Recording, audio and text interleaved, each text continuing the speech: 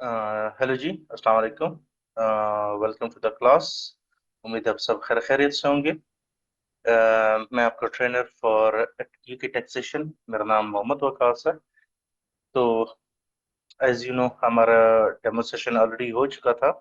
तो आज हम इंशाल्लाह कोशिश करेंगे अपना प्रॉपर सब्जेक्ट स्टार्ट करेंगे, कोर्स को स्टार्ट करेंगे, और जो भी सारी चीज़ें हैं इंशाल्लाह उसको हम इजी होके लेके चलेंगे। कोर्स का मकसद सिर्फ पढ़ाना नहीं है। कोर्स का मकसद ये है कि आप लोग उस चीज़ को अंडरस्टैंड करें और उसका प्रैक्टिकल एस्पेक्ट देख सकें। क्योंकि जहाँ तक हम एज अ पाकिस्तानी, हमारी सोच तो खैर नहीं कह सकते, मेंटली मजबूरी कह सकते हैं कि हमारे यहाँ रिसोर्सेज उतने नहीं है कि यार एक बंदा वो एक ही सोर्स से मतलब घर बार चला सके। तो जाहिर बात है, अगर आप लोग भी यहाँ बैठे हुए हैं तो आप लोगों की भी इंटेंशन कुछ ऐसी ही होगी कि यार हम एक नई स्किल सीखें और हम यूके की मार्केट में भी एंटर हो सके और to make some sort of income. तो अब उसके लिए ऑब्वियसली जरूरी है कि एक तो होती है कि ये लिखी लिखाई बातें हैं कि बुक मैं आपको कोई दे दूं, वो जनाब वो पढ़ने शुरू हो जाओ, मैं भी वो पढ़ रहा हूँ और आप लोग भी वो सुना रहा हूँ। तो एक तो वो चीज़ है। दूसरी चीज़ ये है कि हम उन चीज़ों को देखें जो हमारे प्रैक्टिकल लाइफ में हमें ज़्यादा देखने को मिलेंगी, हमारे लिए वो ज़्यादा यूजफुल रहेंगी, जो आपको यूज भी होंगी आपके ड्यूरिंग द करियर जब आप इसे परसू करेंगे। तो हम इंशाल्लाह स्टार्ट। अगर मैं थोड़ा सा आपको दोबारा अपने उस कोर्स की आउटलाइन एक नज़र में मैं चाहता हूँ मैं आप लोग वो देख लें, ताकि आप लोग को एक आइडिया हो जाए कि हम करेंगे क्या और किस पेस से हम चलेंगे, किस चीज़ पे हमारा फोकस ज़्यादा रहेगा। तो वो सारी चीज़ें थोड़ा सा मैं आप लोग को एक बार दोबारा से गो थ्रू करा देता हूँ। अच्छा। अ, देखिए भाइयों, जिस तरह लास्ट क्लास में भी हमारी डिस्कशन हुई थी कि हमने कोर्स को मेनली 4 सेक्शन में डिवाइड किया हुआ है। हमारा जो main part of the course है, ऐसे अगर मैं आपको अगर कहूँ कि 40-50% ऑफ द कोर्स जो है ना हमारा, या जो हमारा टाइम कंज्यूम होगा, वो हमारा पर्सनल टैक्सेशन पे होगा। अब पर्सनल टैक्सेशन पे मेरा टाइम क्यों ज्यादा लगेगा, या मैं क्यों चाहता हूँ कि आप लोग का टाइम इस पे ज्यादा लगे, वो इस वजह से कि ये आपकी बेस है। अ, क्योंकि अगर मैं इसको कंपेयर करूं इसके बाद, पर्सनल टैक्सेशन की वजह से हमने स्टार्ट करना है, फिर कंपनी साइड पे जाता है, कंपनीज कॉर्पोरेशन टैक्स साइड पे जाना है। तो अब जिस तरह हम पर्सनल टैक्सेशन में हम करेंगे सेल्फ एम्प्लॉयमेंट। अब देखिए, कंपनी और सेल्फ एम्प्लॉयमेंट में, या सोल ट्रेडर जिसे आप कह लें, या सोल प्रोप्राइटरशिप जो होती है। अ, अच्छा, एक्सक्यूज मी, एक डिस्क्लेमर है छोटा सा माजरत के साथ।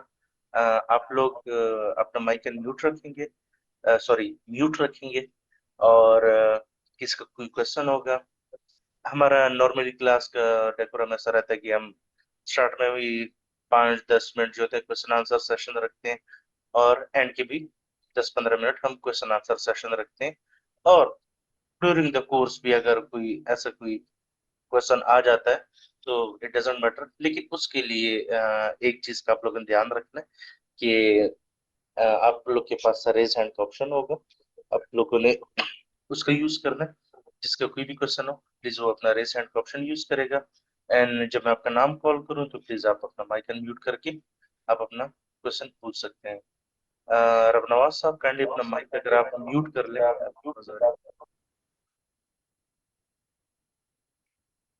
अच्छा जी। अच्छा, बात हमारी क्या हो रही थी कि हमारा पर्सनल टैक्स पे टाइम क्यों ज्यादा लगेगा।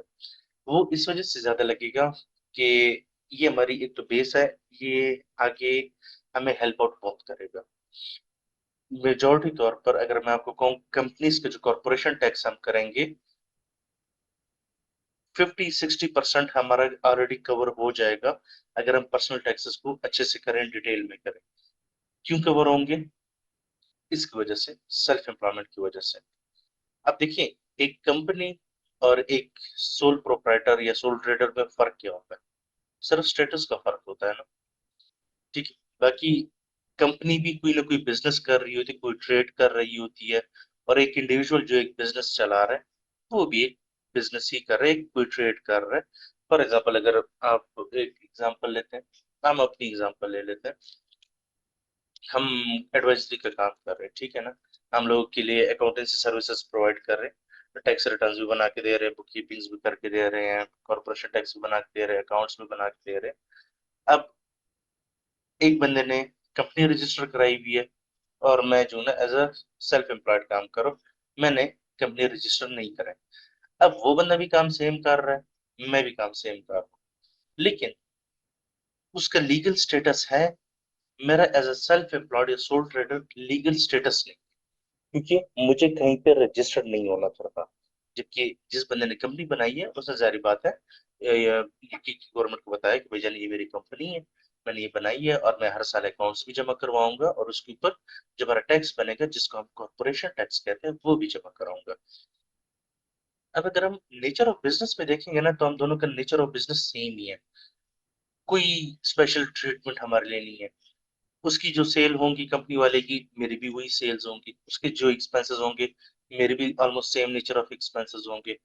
अगर वो अपनी कोई फिक्स एसेट्स परचेज करता है, जिस तरह अब हमारी फील्ड में अगर आप देख ले तो जी प्रिंटर चाहिए होता है, लैपटॉप्स चाहिए होते हैं, और इस तरह की चीजें, मतलब ये हमारे नॉन करंट एसेट्स होते हैं। तो जिस बंदे की कंपनी है उसके पास भी ये नॉन करंट एसेट ही होते हैं, और जो एक सोल ट्रेडर है उसके पास भी नॉन करंट एसेट ही रिकॉर्ड होते हैं। तो अगर हम टैक्सेस की बात करें ना, तो जो रूल्स एंड रेगुलेशन हमें सेल्फ एम्प्लॉयमेंट में देखने को मिलेंगे ना, मेरे लिए एक इंडिविजुअल के लिए, कंपनीज के लिए तकरीबन 50-60% सेम ही रूल्स है। थोड़ा बहुत चीजों में ऊपर नीचे है, ज्यादा नहीं। तो दैट्स वाई जो मेरा एक मेन मकसद है इस चीज को कराने का, पर्सनल टैक्स पे थोड़ा ज्यादा टाइम लगाने को, इस वजह से क्योंकि इसमें प्योर टैक्स लॉ है, रूल्स है, भाई क्या चीज है क्या चीज नहीं है, कैसे करना है कैसे नहीं करना। तो इसको उसपे हम थोड़ा सा टाइम ज्यादा स्पेंड करेंगे। अच्छा, मैं एक दूसरा एक छोटा सा डिस्क्लेमर देता हूँ, आई होप आप लोग मुझसे एग्री करेंगे। देखिए, अगर मैं आप लोग को एक चीज क्लास में करवाता हूँ, तो उसके पीछे जो मेरी इंटेंशन है वो ये है कि आई बिलीव, मुझे ऐसा लगता है कि मैं इस फील्ड में आप लोगों से ज्यादा एक्सपीरियंस, क्योंकि मैं तकरीबन 8 साल हो चुके हैं। मैं इंटायरली मेरा सारा करियर ही UK taxation, UK base industry से ही मेरा लिंक है।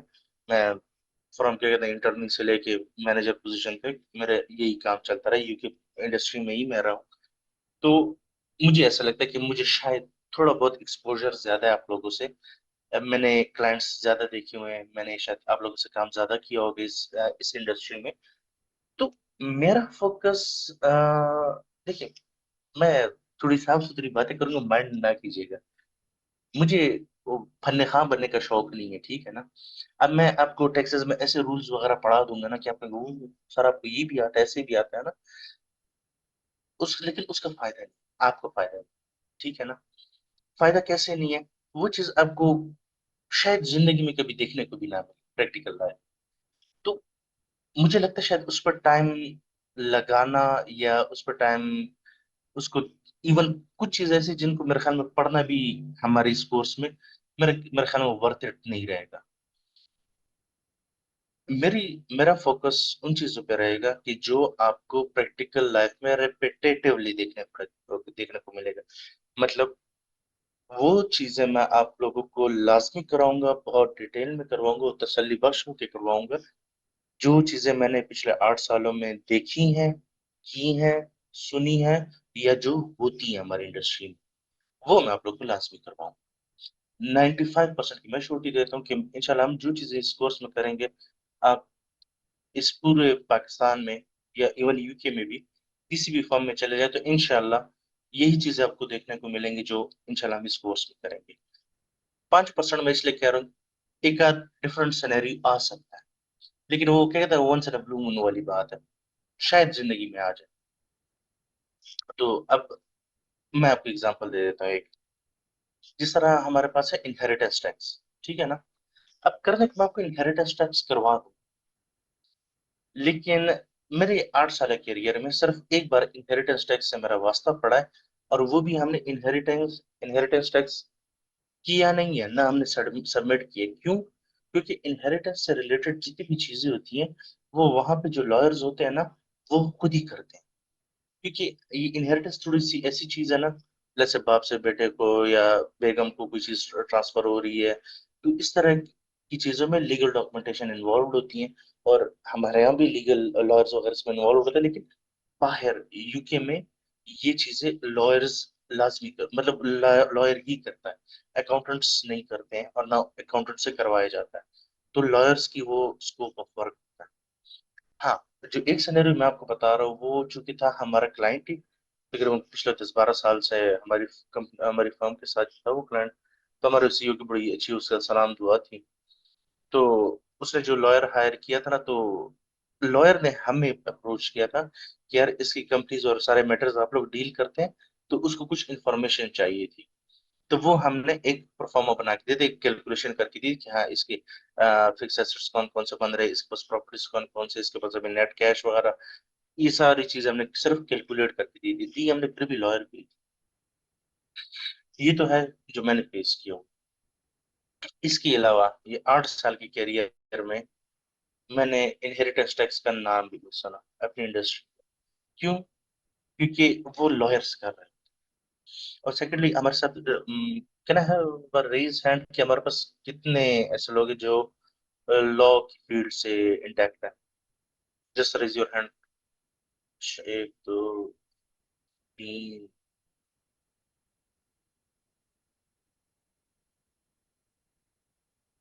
सही। ठीक हो गया। बेहतरीन। You can down your hand. Thank you. अच्छा।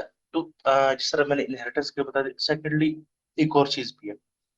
जो लोग घर खरीदते बेचते हैं ना सर, या लेट्स से अगर मैं कोई प्रॉपर्टी परचेज कर रहा हूँ, या मेरी कंपनी है और मैं काम ही यही करता हूँ, जैसे प्रॉपर्टी डीलर की बात कर लेता हूँ, तो वहां पे भी लॉयर्स का बहुत काम होता है। लॉयर्स का क्या काम होता है? लेट्स से मैं प्रॉपर्टी परचेज कर रहा हूँ, तो मैं प्रॉपर्टी सर्च करूंगा, और लेट्स से मुझे एक प्रॉपर्टी पसंद आ गई है, तो मैं जाऊंगा अपने लॉयर के पास। लॉ फर्म्स होती है वहां पर, आप लॉ फर्म के पास जाते हो, कह रहे हो फला प्रॉपर्टी वो मैंने परचेज कर, ठीक है। तो लॉ फर्म को आप हायर करते हो, और वो उसका बैक एंड पे सारा जो भी, मतलब चेक एंड बैलेंस देखती है कि भाई प्रॉपर्टी लीगल है, बंदे के नाम पे है, ये सारा कुछ वो करती है। और आपकी बिहाफ पे वो परचेज करती है लॉ फर्म। मतलब लेट्स अब मैंने पैसे देने, अब हमारे यहाँ कैसे, तो मैं जो मालिक है उसको हम पैसा ट्रांसफर करते हैं। लेकिन यूके में 90% केसेस में आपको ये देखने को मिलता है, जैसे मैं जो प्रॉपर्टी परचेज कर रहा हूँ और मैंने जो लॉ फर्म हायर की है, मैं पैसे अपनी लॉ फर्म को करूंगा, परचेज प्राइस के पैसे, और लॉ फर्म फिर उसको पैसे देगी। तो लॉयर का बहुत काम होता है यूके की इंडस्ट्री में, हमारी इस फील्ड। तो लॉयर से हमारा बड़ा वास्ता रहता है, मतलब कि क्या क्या चीजें वो लोग कर रहे होते हैं। तो लॉयर्स का बड़ा काम रहता है इसमें। अच्छा, अब अगर अगर आप ये लग रहा है कि सर इनहेरिटेंस टैक्स को मैं थोड़ा सा साइड लाइन लगाया, इट डजंट मीन कि मैं प्रॉपर्टीज को साइड पे लगा रहा हूँ। प्रॉपर्टीज हमारा एक मेन मुद्दा है यूके की इंडस्ट्री। देखो यार, यूके में भी आप मेरे जैसे लोग ही बैठे हुए हैं, बल्कि देसी तो वहाँ पे माशाल्लाह बहुत ज्यादा है, ठीक है। तो इवन गौरव में खुद भी ये प्रॉपर्टीज का बड़ा शौक है। प्रॉपर्टीज लेना, बनाना, खरीदना, मतलब वहां पे मेजोरिटी लोगों के अपने घर है। अब अपने घर क्यों होते हैं? ऐसा नहीं कि वो मालदार बहुत है, इतने भी नहीं होते, वो सिर्फ हवाई बातें हैं। और वहाँ पे गुजर गुजर भी हमारे जैसा माड़ा ही होता है, लेकिन जारी बात है वो थोड़े इस्टेब्लिश कंट्रीज हैं, और उनको गवर्नमेंट वगैरह की तरफ से बहुत सपोर्ट वगैरह मिलती रहती है। 90+% लोग जो होते हैं ना, वो अगर कोई घर लेते हैं, प्रॉपर्टी खरीदते हैं, तो वो लोन पे लेते हैं, जिसे मॉर्गेज बोलते हैं। अब मॉर्गेज पे क्यों लेते हैं? जना मॉर्गेज लोन इनको मिल जाता है 20-20, 25-25, 30-30 साल के लिए लोन मिल जाते हैं इनके लिए। इंटरेस्ट रेट कितना होता है? 4%, 5%। ये तो अभी 4-5% हो गया, पहले कम हुआ करता था। मतलब मैंने आज तक अगर मॉर्गेज इंटरेस्ट कोई मैक्सिमम देखे हुए 6.5 तक 7% मैंने देखा था, इंटरेस्ट रेट था उस पे। और ये जो जरा शॉर्ट टर्म होते हैं ना, इन पे इंटरेस्ट रेट भी थोड़े ज्यादा होते हैं। अदरवाइज जो लॉन्ग टर्म होते हैं उसमें इंटरेस्ट रेट 4-5%, इससे ज्यादा होती ही नहीं। तो जारी बात है, 4-5% अगर हम देखें तो हमारे लिए तो मुफ्त ही है ये। तो متزوج على كاس وانا متزوج يا وزدار شما اصل روتين موتين طيب.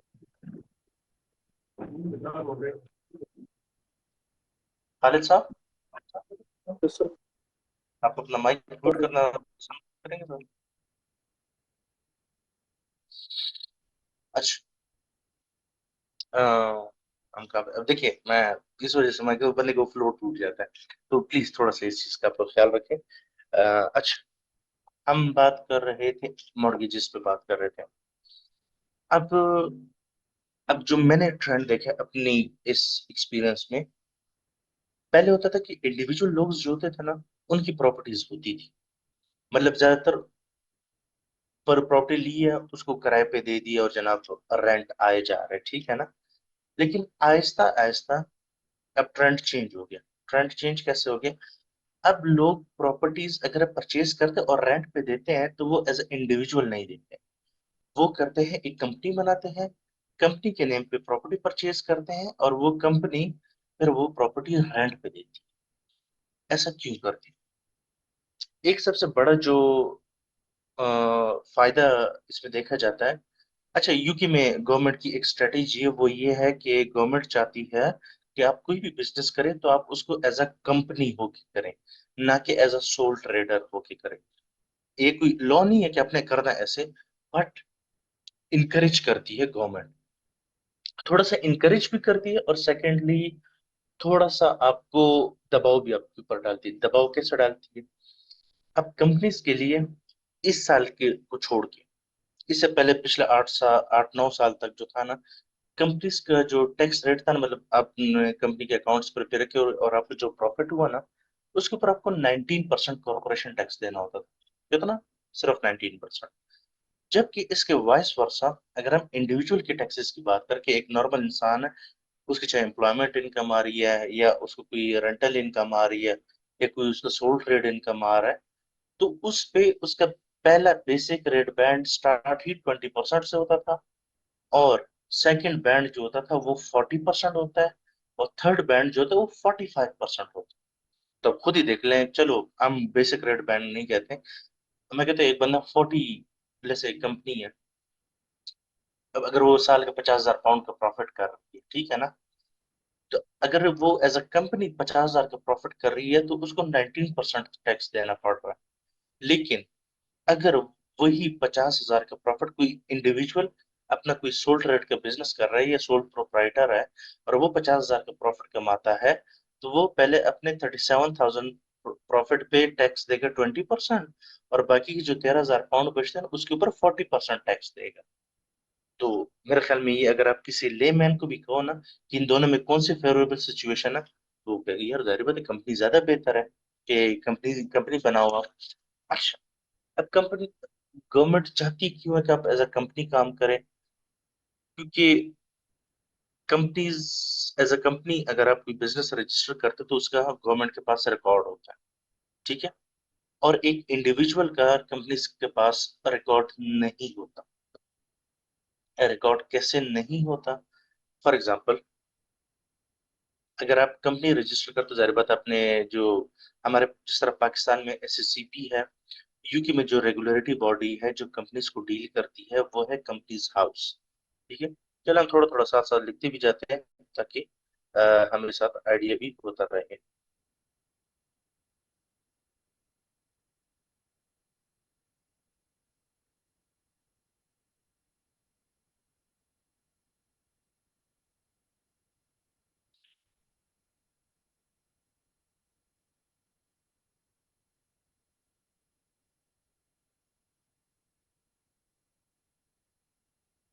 अच्छा, हम जाते हैं थोड़ा सा एक्सेल शीट पे जाएंगे कि हम देखते हैं क्या समझ होता है।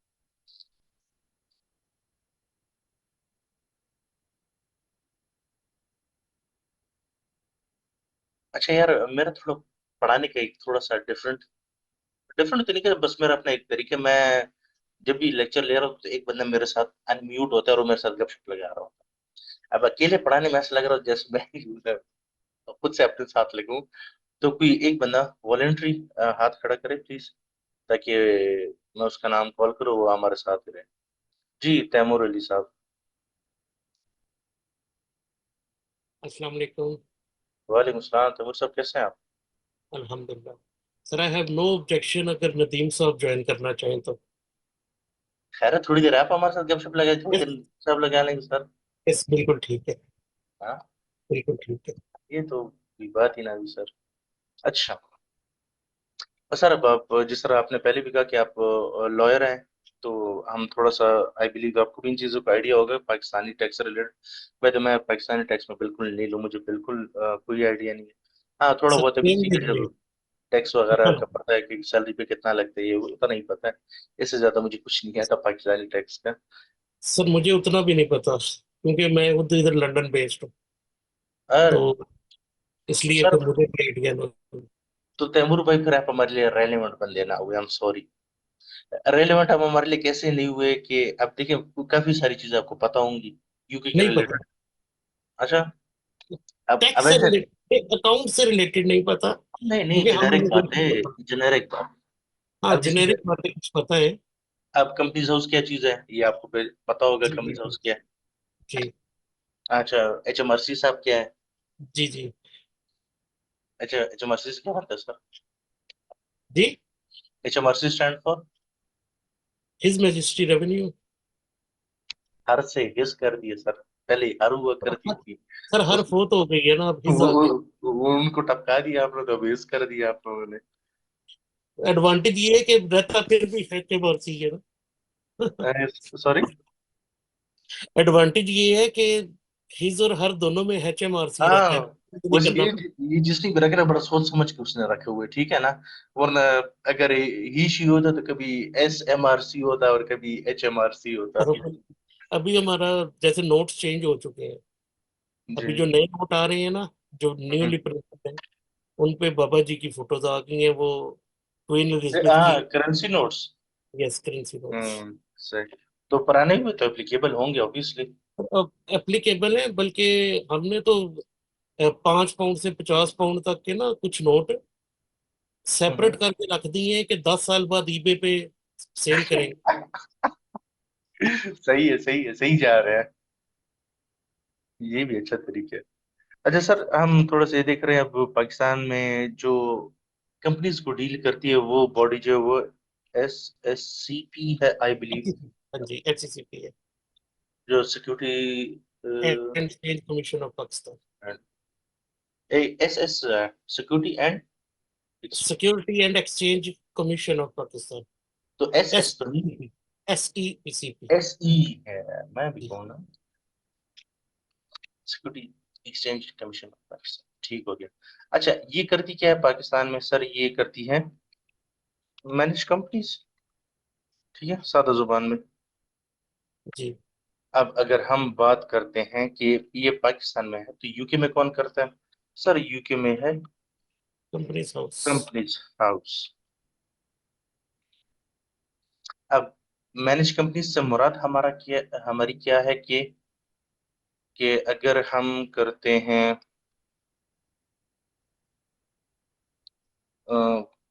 कंपनी इनकॉर्पोरेशन, कंपनी इनकॉर्पोरेशन हम कराएंगे तो SSCP के साथ कराएंगे आई बिलीव पाकिस्तान में। अच्छा, मैं जो ना यूके साइड पे लिख लेता हूँ, ताकि अगर कोई गलती हो ना, ताकि फिर आप लोग मुझे करेक्ट कर दे कि यार पाकिस्तान में ऐसा नहीं होता है। तो मैं आपको कंपनीज यूके का लिख देता हूँ, फिर पाकिस्तान के साथ कंपेयर करते हैं।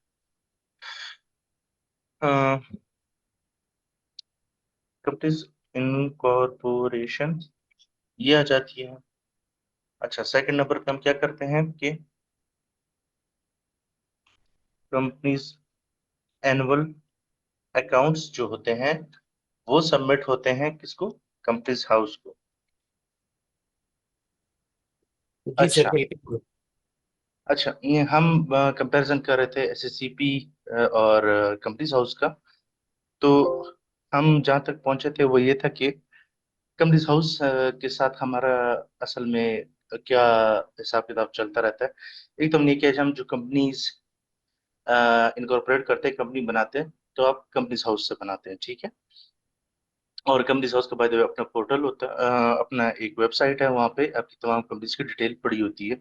अगर मैं आप लोग को यहाँ पे दिखा भी दूं तो आप लोगों ने आप सिंपल गूगल पे जाएं और आप लिखें कि बीटा कंपनीज हाउस, ठीक है, बीटा कंपनीज हाउस आप लिखेंगे, ये पहली वेबसाइट। अच्छा, आप गूगल कोई भी चीज यूके के रिलेटेड करें, टैक्स के रिलेटेड या कंपनीज के रिलेटेड, ये जो पहली वेबसाइट होती है ना gov.uk, ये गवर्नमेंट की अपनी वेबसाइट होती है, तो यहाँ से आपको सबसे ऑथेंटिक इन्फॉर्मेशन हमेशा मिला करेगी, ठीक है। तो आप जाएं यहाँ पर, ये आपके पास एक सर्च इंजन आ जाता है, यहाँ से आप सारा कुछ देख सकते हैं, हर एक कंपनी सर्च कर सकते हैं और उनके बारे में क्या क्या इन्फॉर्मेशन आप ले सकते हैं। फॉर एग्जांपल अगर मैं करूँ कोई कंपनी,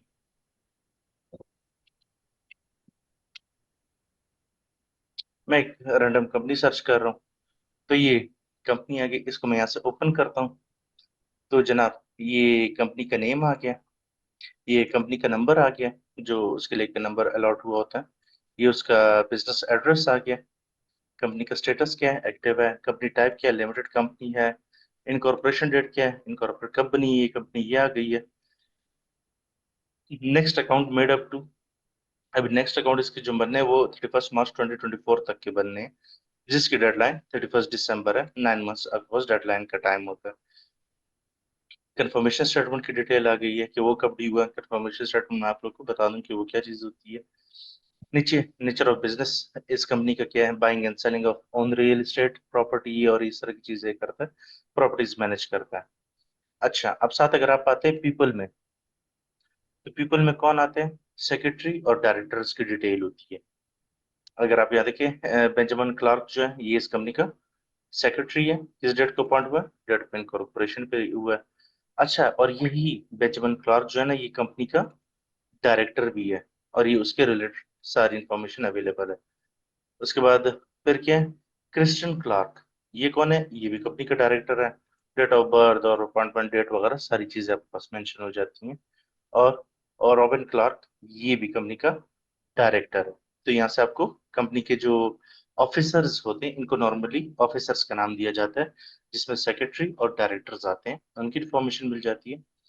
फाइलिंग हिस्ट्री में अगर हम आते हैं, फाइलिंग हिस्ट्री में आपको क्या मिलता है, इस कंपनी के इनकॉर्पोरेशन डॉक्यूमेंट से लेके जिस दिन से बनी है उससे लेकर आज के दिन तक उसने जितनी कंफर्मेशन स्टेटमेंट्स फाइल की हैं, उसने जितने अकाउंट्स फाइल किए, वो तमाम आपको यहाँ नजर आएंगे। फॉर एग्जांपल अगर आप अकाउंट्स पे फिल्टर लगाते हैं, तो जनाब ये 2020 के अकाउंट्स पड़े हुए हैं, आप यहाँ से चेक भी कर सकते हैं। ये पब्लिक के लिए अवेलेबल है, ये नहीं कि मैं कुछ स्पेशल बंदे नहीं कि सर मैं देख सकूँ, ये हर बंदा देख सकता है, ठीक है। ये उसके अकाउंट जो 2020 के सबमिट हुए हैं, ये वो आपके लिए अवेलेबल है, ठीक है। आप इसको गो थ्रू कर सकते हैं, चलो जब टाइम आएगा इस पे हम सारा कुछ देखेंगे, 21 के हो गए, 22 के हो गए, 23 के हो गए, ठीक है। तो आप ये सारी इंफॉर्मेशन यहाँ से देख सकते हैं। अच्छा, कंपनी एनुअल अकाउंट्स हमने कहा यहाँ सबमिट कर सकते हैं। थर्ड आती है कंफर्मेशन स्टेटमेंट, ये भी हम यहाँ ही सबमिट करते हैं। चौथी हमारे पास आती है, चौथी क्या चीज आ सकती है सर, कंपनीज हाउस से रिलेटेड हमारी, अब जाहिर बात है, अगर कंपनी में मैंने कोई चेंजेस वगैरह करनी हो, एड्रेस चेंज करना हो, या नेचर ऑफ बिजनेस में चेंज कर रहा हूँ, या डायरेक्टर चेंज कर रहा हूँ, या सेक्रेटरी चेंज कर रहा हूँ, तो जाहिर बात है वो सारा कुछ कंपनीज हाउस से ही होता है। एक चीज मेरे माइंड में आ रही थी, अब माइंड से स्किप हो गई कि मैं क्या चीज आपको इसमें और बताने वाला था। खैर, ये तो हमारा हो गया। और आई बिलीव कि ये अकाउंट्स वगैरह भी आप पाकिस्तान में एसएससीपी को ही जमा करवाते हैं, ठीक हो गया। अब अगर हम नीचे कंपैरिजन करते हैं टैक्सेस का, ये अगर हम यहाँ पे बात करें टैक्सेस की, तो पाकिस्तान में जो रेगुलेटरी बॉडी है वो है एफबीआर है, ठीक है। और यूके में, जिस तरह भी तैमूर भाई ने भी जिक्र किया, his ministry revenue and customs HMRC, ठीक है। अब एचएमआरसी से आपके क्या क्या ताल्लुकात हो सकते हैं, हम देखते हैं। एक तो ये है कि आप पर्सनल टैक्स रिटर्न जमा कराते हैं कंपनी, सॉरी एचएमआरसी, ठीक हो गया।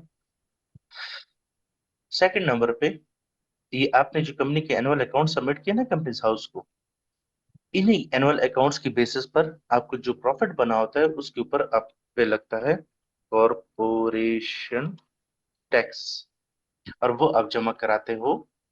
जिस तरह पाकिस्तान में कंपनीज के जो टैक्सेस होते हैं वो आप जमा कराते हो एफबीआर को, यूके में आप जमा कराते हो एचएमआरसी। अच्छा, थर्ड नंबर पे क्या चीज आती है? Value added tax. ये भी आप जमा कराते हो एचएमआरसी को, या इसको हम शॉर्ट फॉर्म में बोलते हैं वैट। ठीक हो गया? पाकिस्तान में जिस तरह सेल्स टैक्स रिटर्न है तो वो होती है। अच्छा प्यारे भाइयों, आप लोगों से एक रिक्वेस्ट है, ये मैसेज के बजाय ना, अगर आप लोग क्वेश्चन हुआ करे ना, रेज हैंड कर लिया करे। मैसेज मेरा अक्सर ध्यान नहीं होता, तो रेज हैंड किया करे तो वो हम कर लिया करेंगे। अशफाक साहब, आपका कोई क्वेश्चन अगर है तो प्लीज आप पूछ सकते हैं।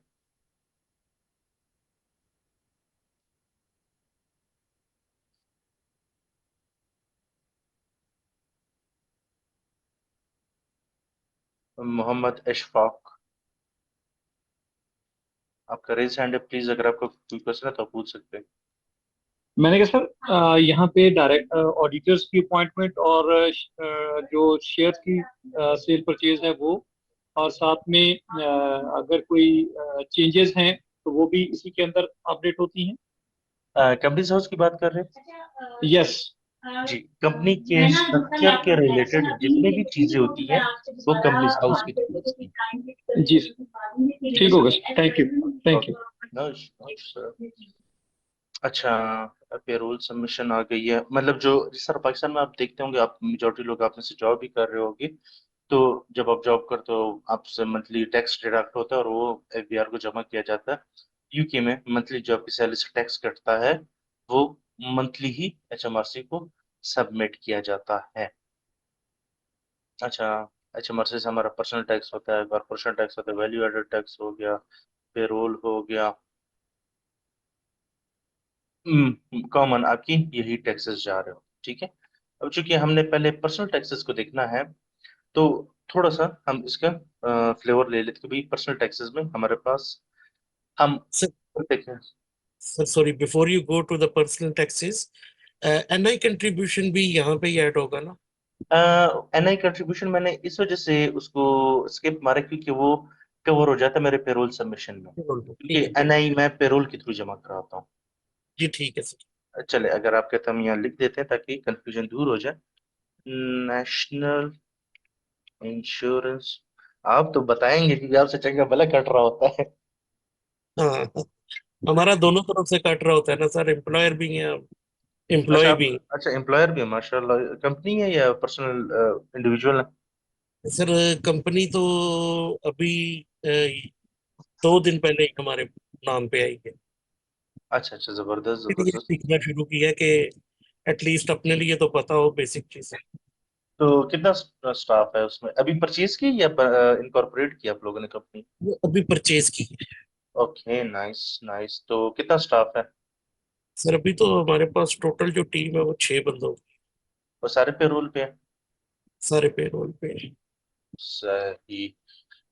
चलिए, फॉर यूर आपके लिए हम स्पेशल एक डिस्काउंट ऑफर बीच में लगा देते हैं। मैं आपको जी, पेरोल करना भी सिखा दूंगा, ठीक है सर? Thank you. क्योंकि टैक्सेस तो चलो हम वैसे भी रेगुलर पढ़ेंगे, लेकिन पेरोल पे स्लिप्स बंदी कैसे सबमिट कैसे होती हैं, हम वो भी आपको सिखा देंगे सर, ठीक है? Thank you so much. No issue sir, no issue. तो अभी पेरोल आप लोग करंटली किस सॉफ्टवेयर पे कर रहे हैं?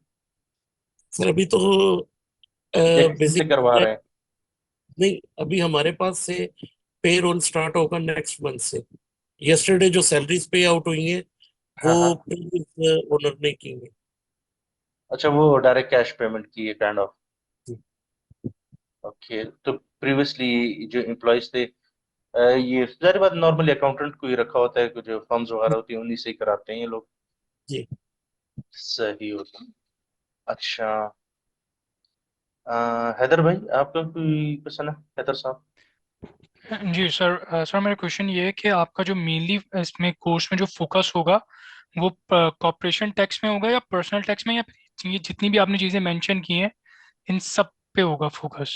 सर इन सब पे होगा। ये थैंक यू, हम थैंक यू सर। हम एक्चुअली सर, मैं देखिए आपको क्रक्स बताना चाह रहा हूँ, ठीक है? मैं आप लोग को वो चीजें करवाऊंगा जो कि यूके में, चाहे कोई बंदा यूके में रह रहा हो और प्रैक्टिस कर रहा हो, या जिस तरह पाकिस्तान में लोगों ने आउटसोर्स की हुई है फर्म्स।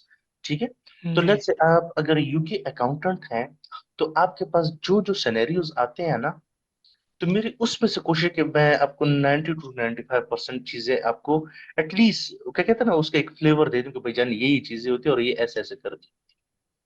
क्योंकि परफेक्ट टैक्स टैक्स ऐसी चीज है ना। देखिए, अव्वल मैं आपको साफ बात बताऊं, तो मैं एक इंसान हूँ आपकी तरह। मैं हर एक चीज ना याद रख सकता हूँ ना मुझे याद रह सकती। हाँ, मेरे माइंड में इतना जरूर होता है, अगर फॉर एग्जाम्पल कोई टैक्स रेट है या कोई टैक्स रूल है ना, अब मुझे ये पता है कि इसका कोई ऐसा कोई रूल होता है। एग्जैक्ट रूल क्या है वो शायद मुझे ना याद हो, तो उसके लिए मैं जाके सर्च कर लूंगा भैया ये रूल कैसा था। एक तो सबसे बड़ी चीज ये है कि रेगुलरली हर साल इनके टैक्स में 10 to 15% चीजें चेंजेस लाजमी आती हैं। यस। अब आप कौन से साल का टैक्स पूरा याद कर लोगे, और पूरा टैक्स याद करना मैं ही नहीं करेगा, कोई नहीं कर सकता। लेकिन मैंने किसी को नहीं देखा कि किसी पूरा टैक्स आता हो, क्योंकि बहुत बड़ी वास्ट फील्ड नहीं याद कर सकते हो। वही चीजें जो आपको रेगुलर देखने को मिलती हैं। हम आज तक यार, हमारे सीईओज हैं जिन्होंने 25 25 30 30 साल लगाए, तो वो भी बैठे होते हैं एचएमआरसी के सामने, अच्छा ये ऐसे होता है, ये ऐसे होता है। कभी एक दोस्त को कॉल करेंगे, कभी दूसरे को। यार एक चीज जब आपके सामने नहीं आई तो आपको कहाँ से याद होगी। चलो, आपने पढ़ी भी होगी एक जमाने में, लेकिन वो चीज जब एक चीज आपने प्रैक्टिस नहीं की तो वो तो आपको याद ही नहीं रहती। तो लर्निंग आपकी हमेशा चलती रहेगी। और टैक्स ऐसी फील्ड है ना कि अगर आप कहो ना कि मुझे टैक्स आता है, तो इट मीन्स आपको नहीं आता है। टैक्स कभी आप फुल नहीं याद कर सकते, क्योंकि आप अगर इस साल का बहुत भी याद कर लोगे ना, तो कल को अप्रैल पहुंचा होगा और फिर नया टैक्स ईयर स्टार्ट होगा, और फिर उसमें कुछ ना कुछ इन्होंने चेंजेस किए होंगे, तो फिर बेटर। साल के आखिर तो छोड़ो, आजकल तो ये लोग क्या कहते हैं ना, मिड ऑफ द ईयर में भी जो बजट वगैरह आते हैं, मिनी बजट वगैरह, ये लोग मना रहे हैं, तो उसमें भी चेंजेस कर रहे होते हैं। सबसे ज्यादा नेशनल इंश्योरेंस कंट्रीब्यूशन जो है ना, एनआईसी की जो हम बात कर रहे हैं, पिछले साल ही इसके 3 बार टैक्स रेट रिवाइज हुए थे।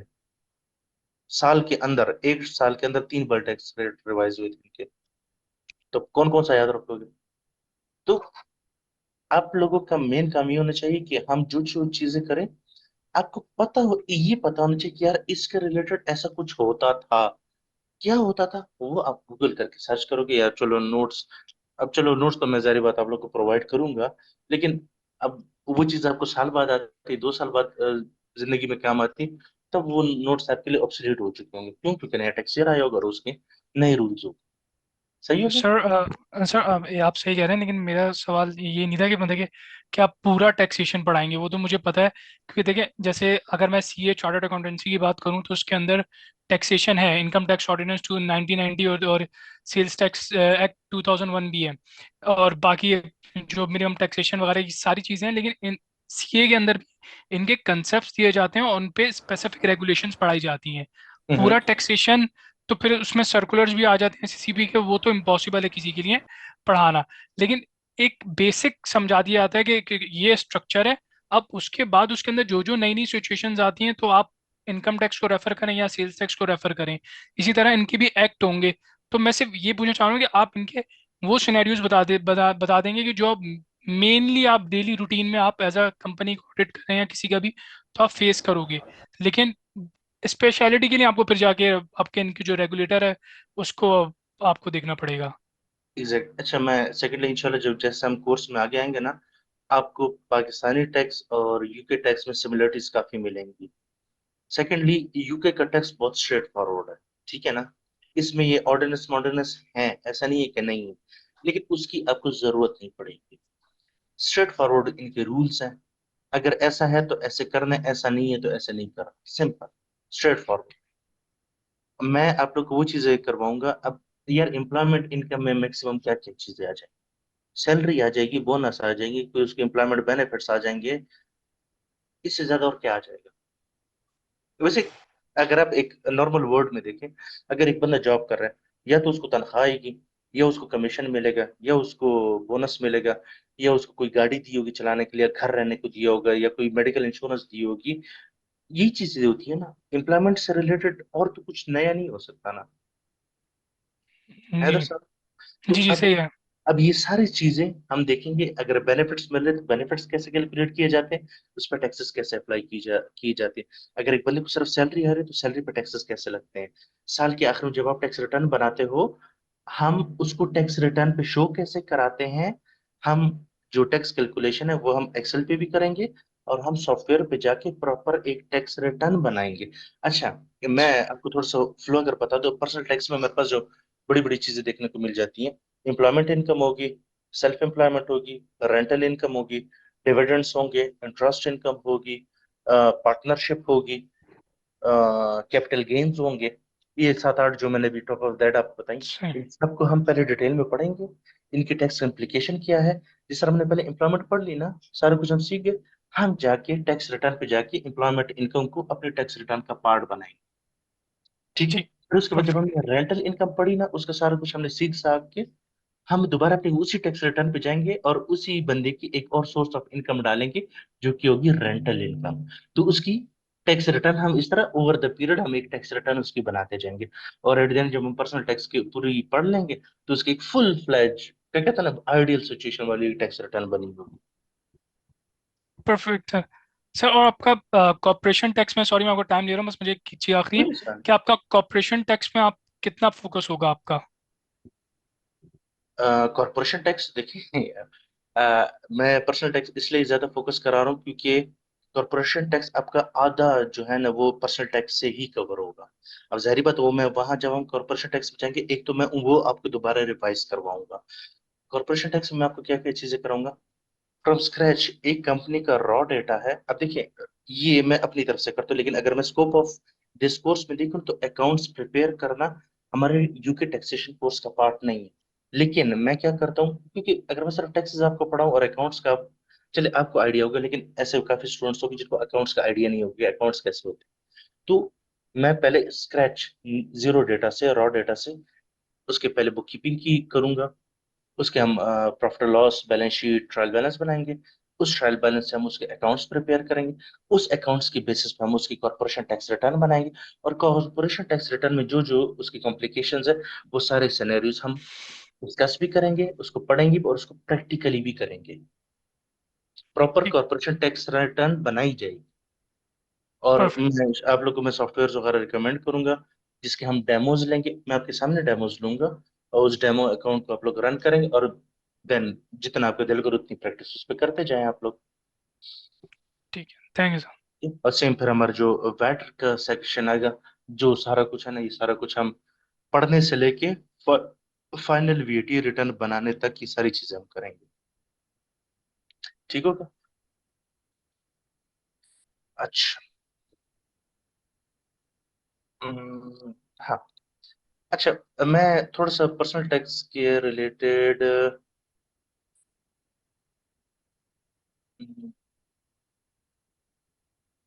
अच्छा, आप लोग को मेरी आवाज में कोई मसला आ रहा है? Sorry, anyone? सर कुछ बंदों को आ रहा है मसला, लिख रहे हैं लोग, लेकिन अगर मुझे नहीं आ रहा तो इसका मतलब है कि ज्यादातर बंदों को नहीं आ रहा। Okay, I am sorry. शायद यार, हमारे तो माशाल्लाह पाकिस्तान में नेट भी बड़े तेज है ना, तो शायद में भी थोड़ी सी नेट की डिस्टॉर्शन मेरी तरफ आपकी से भी हो तरफ सकती से है, आप लोग नहीं की है तरफ से भी डिस्टर्ब। हो सकती है। तो अगर हो तो प्लीज रेज हैंड किया करें। देखिए, ये कोई यूनिवर्सिटी वगैरह के लेक्चर्स नहीं है, हम बड़ा चिल होके हमारी क्लास चलती है। ये तो कहते हैं ना, थोड़ा सा ताजा ताजा दिन है, नहीं नहीं तो थोड़ा सा सोफिस्टिकेटेड होके होते हैं। हमारा बड़ा शुगल चलता है क्लास में, ठीक है। और शुगल मेले भी चलेगा, और काम शाम में इंशाल्लाह साथ साथ चलता रहेगा। अच्छा, अगर मैं पहले आता हूँ ना पर्सनल टैक्स रिटर्न की तरफ, तो मैं थोड़ा सा आपको बताता हूँ कि टैक्स रिटर्न हमारे जो टैक्स रेट्स है क्या, हमारी एक्चुअल टैक्स कैलकुलेट कैसे किया जाता है। ये जस्ट मैं आपको ओवरव्यू दे रहा हूँ, ये मैं आपको ऐसे ना, ये मैं आपको काइंड ऑफ पढ़ा नहीं रहा। पढ़ाना हमारा प्रॉपर, जब एक एक सेक्शन को हम प्रॉपर पढ़ेंगे, उसकी कॉम्प्लिकेशंस देखेंगे, सारा चीज करेंगे, उसके बाद हमारी ये सारी चीजें साथ क्लियर होंगी। अभी जस्ट मैं आपको क्या कहता है, एक लार्जर पिक्चर दिखा रहा हूँ कि क्या होता है। अगर एक अ, अच्छा, मैं अभी तक आप लोग को कह रहा हूँ पर्सनल टैक्स रिटर्न। अगर इसको मैं थोड़ा सा स्पेसिफिक होके बोलूँ ना, तो तैमूर भाई जरा बताइएगा यूके में इसको क्या कहते हैं। सर यूके में इसको आई थिंक SC 300 बोलते हैं शायद, वो आप या उसके फॉर्म का नाम बता रहे, SA 100 फॉर्म होता है। जैसे जी। ठीक है, वो जो हम टैक्स रिटर्न जो बनाते हैं ना, और जो टैक्स रिटर्न का पेज होता है, उस पेज का या उस फॉर्म का नाम SA 100 होता है। फिर जो एम्प्लॉयमेंट होती है वो SA 300 होता है। तो वो डिफरेंट सोर्सेज ऑफ इनकम की जो अपने फॉर्म्स होते हैं ना, उनकी अपनी कोडिंग है। लेकिन एज अ होल हम टैक्स रिटर्न को, अशफाक भाई, आप पहले जरा मुझे ये बताएं आपका बैकग्राउंड क्या था। किसका? आप अशफाक साहब। जी जी, अशफाक बोल रहा हूँ सर। सर थोड़ा सा आपकी तरफ से आवाज थोड़ा आ रही सर आपको? आपकी तरफ से थोड़ा सा शोर भी है। और सेकंडली जरा ये बताएं आप करते क्या हैं? मैं सर बाय प्रोफेशन अकाउंटेंट हूँ, और थोड़ा सा अर्सा कुछ टीचिंग भी की हुई है पिंडी बेहतर, के एक इंस्टीट्यूट में, इस्लामाबाद के। बताएं शायद फिर। आप जानते हो, सीपी कॉलेज में और स्कैंस बहुत में। अच्छे से जानता हूँ, बहुत अच्छे से। और मैं आपको अजीजुर साहब मेरे कोलीग भी हैं, दोस्त भी हैं। तो सर अजीब बात करते यहाँ हैं यहाँ पे सर। वो टैक्स वगैरह पढ़ाते रहे हैं, शायद आप उनको जानते हो। इस- सर अभी उनको नीचे पिक कर दे, मैं अजीज साहब को ही लेने गया था। और मैं आपको क्या बताऊँ। सर, मैं अभी सर जो आवाज कट गई थी। मैं कह रहा हूँ, जब अभी मैं ब्रेक ली थी ना 5-10 मिनट की, वो मैं नीचे सर अजीज आए थे, उनको ही पिक कर दूँ। समझ गया था। अच्छा। मैं समझ गया था। मैं समझ गया था। वो मेरे जी वो जी मेरे उस्ताद भी हैं, हम साथ भी रहते हैं। तकरीबन 8-9 साल हो गए हैं हम साथ रह रहे हैं, एक ही फ्लैट में रह रहे हैं। तो हम मेरे उस्ताद भी जी हैं, जी। बड़े भाई भी हैं। तो वो सही। जो भी कह लें, सब कुछ है हमारे। जी। तो जब हम मिले मेरा सलाम कहिएगा, तो जरूर जरूर इंशाल्लाह किसी दिन अशफाक। मुलाकात करते हैं। पर आप तो रियाज साहब को भी जानते होंगे। जी, रियाज साहब मेरे उस्ताद भी हैं, मेरे कुलीग भी हैं। रियाज साहब के साथ भी बड़े अच्छे टर्म्स हैं। तो ये साथ मूड का, ठीक है ना। हाँ, बिल्कुल ठीक है, मैं आया हूँ आपके फ्लैट में। बस फिर तो अब्दुल रहमान को भी जानते हो कि वो पड़ोसी है हमारे। जी जी जी। अब्दुलरमान यूसुफ जई तो लाला बिल्कुल। अपना भाई है ना। चले, फिर तो इंशाल्लाह अच्छी गपशप लगती रहेगी आपकी हमारी। तो आजकल क्या कर रहे हैं आप। सर, मैं एक कैनेडियन सॉफ्टवेयर हाउस है यहाँ स्टॉक एक्सचेंज टावर में, वहां पे एज ए मैनेजर फाइनेंस काम कर रहा हूँ। सर आप तो हर जगह मेरे करीब करीब, मैं भी स्टॉक एक्सचेंज टावर में होता हूँ। बस कहीं सेकंड फ्लोर पे तो नहीं है? मैं पहले फर्स्ट फ्लोर पे था, अभी 5th फ्लोर पे हूँ। पहले मेरा फर्स्ट फ्लोर पे ऑफिस था, अभी हमारा 5th फ्लोर पे ऑफिस है।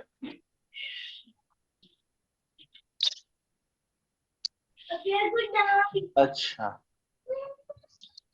अच्छा, हम तैमूर साहब आए ना, थोड़ा सा जी गपशप लगाते हैं हम सर, दोबारा। कल ही फिर तो मुलाकात हो जाएगी मुझे लगता है। चले इंशाल्लाह जरूर किसी दिन मुलाकात करते हैं फिर। ठीक है सर। जी भाई। अच्छा। अच्छा तैमूर साहब, यूके में हम जो पर्सनल टैक्स बोल रहे हैं, इसको हम सेल्फ टर्म यूज असेसमेंट। करते हैं। अभी बोल रहे हैं, पहले नहीं बोल रहे थे ना। टैक्स रिटर्न, इसका हम बोलते हैं सेल्फ असेसमेंट टैक्स रिटर्न बोलते हैं। अच्छा। और इसका शॉर्टर वर्जन में तो SATR हम बोलते हैं, सेल्फ असेसमेंट टैक्स रिटर्न। अच्छा सर, अब जरा मुझे ये बताएं, एक नॉर्मल इंसान की क्या क्या सोर्सेज ऑफ इनकम हो सकती हैं। सैलरीड इनकम हो सकती है, बिजनेस इनकम हो सकती है, सर रेंटल। मेरी तो स्पीड नहीं, आराम आराम से बताएंगे मुझे आप। एम्प्लॉयमेंट इनकम हो सकती है उसकी, लेट्स से हम कहते हैं उसकी 25,000 पाउंड। सारा कुछ निकाल निकूल के ना, हम कहते हैं कि उसकी पूरे साल की ये इनकम बनी है, ठीक है। Employment income. और क्या इनकम हो सकती है उसकी। बिजनेस इनकम हो सकती है। हम मतलब आप कह रहे कि सोल ट्रेड, जी। या सेल्फ सेल्फ एम्प्लॉयमेंट। इनकम। ठीक है। हम फॉर एग्जाम्पल कहते हैं उसको जनाब प्रॉफिट हुआ 15,000 का। जी। ठीक है। थर्ड नंबर पे हमारे पास क्या आ सकता है, और क्या। रेंटल इनकम हो सकती है। बिल्कुल, रेंटल इनकम हो सकती है। और क्या हो सकती है सर। रेंटल इनकम अगर हम कह चले यार, हम कहते हैं कि 6,500 रेंटल इनकम इसको पूरे साल की आ गई। हम्म, उसके बाद हो सकती है यहाँ पे income. Declared income declared income by the way नहीं होती है, ये आपने डिक्लेयर करनी होती है। अब चूंकि जी जी, सोल ट्रेड इनकम है, ये डिक्लेयर्ड इनकम नहीं होती है, आपने डिक्लेयर करनी होती नहीं इसको है। डिक्लेयर रेंटल करेंगे। इन हाँ, रेंटल हम्म, इनकम भी डिक्लेयर्ड नहीं होती है, वो आपने टैक्स रिटर्न में डिक्लेयर करनी है। हम्म, हाँ, एम्प्लॉयमेंट इनकम कह सकते हो, वो डिक्लेयर्ड होती है ऑलरेडी। और क्या हो सकता है सर? कैपिटल गेन्स इसमें आएंगे सर? बिल्कुल आएंगे, लेकिन उसको हम स्किप करते हैं, क्योंकि उसके टैक्स रेट्स डिफरेंट है। ठीक है। अगर हम कहते हैं इंटरेस्ट इनकम आ सकती है, ठीक है, हम्म, मतलब बैंक में पैसे पड़े, इंटरेस्ट आ रहा है, ठीक हम्म, है। किसी कंपनी में अगर उसके शेयर्स हैं तो डिविडेंड्स आ सकते हैं, हो सकती है। ठीक है। हम कहते हैं जनाब के 4500 के डिविडेंड्स आ गए हैं।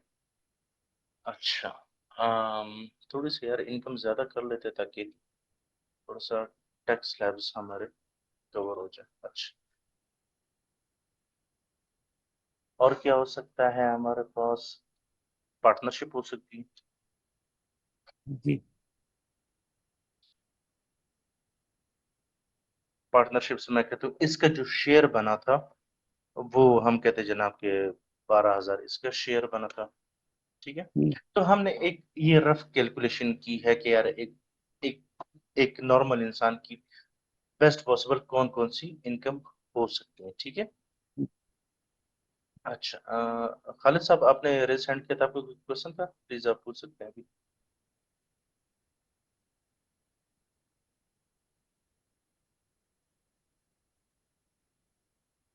मोहम्मद एहसान, आपका कोई क्वेश्चन? सर सर, ये रेंटल इनकम की बात हो रही थी, तो अगर वो मॉर्गेज दे रहा हो तो तब अप्लाई होगी या नहीं? बिल्कुल, अगर उसकी प्रॉपर्टी मॉर्गेज पे तो देखिए, जहाँ तक रेंटल प्रॉपर्टी का होता है ना, अब जैसे एक प्रॉपर्टी जो कि आपने मॉर्गेज पे ली हुई है, अब प्रॉपर्टी है तो आपके पास ना, आपने किसी तीसरे बंदे को किराए पे दी हुई है, वहां से आपको मंथली रेंट आ रहा है। तो मंथली रेंट जो आ रहा है ना, वो आपकी इनकम, ठीक है। और उस इनकम से आपने अपनी प्रॉपर्टी के रिलेटेड जो एक्सपेंसेस होते हैं वो लेस करके जो रिमेनिंग आपके पास प्रॉफिट बच जाता है वो रेंटल इनकम में, वो आपका टैक्सेबल होता है, ठीक है। Okay sir, thank you so much. ये इंशाल्लाह जब हम प्रॉपर टॉपिक के अंदर जाएंगे तो ये सारी चीजें इंशाल्लाह हमारी क्लियर होती जाएंगी साथ साथ। अच्छा, अभी हमने बनाई है अपनी इनकम तकरीबन 73,000। अच्छा सर, हमारे पास तीन स्लैब्स है बेसिकली, टैक्स स्लैब्स अगर हम बात करें। अच्छा, अगर हम टैक्स स्लैब्स की बात करते हैं तो हमारे पास पहला आता है बेसिक रेट बैंड आता है हमारे पास। एक हमारे पास आता है हायर रेट बैंड, और थर्ड हमारे पास आता है एडिशनल रेट बैंड। ये तीन हमारे स्लैब्स होते हैं, ठीक है। अब अगर हम स्लैब की बात करते हैं तो प्यारे भाई, इससे मुराद क्या है? अगर एक बंदे की इनकम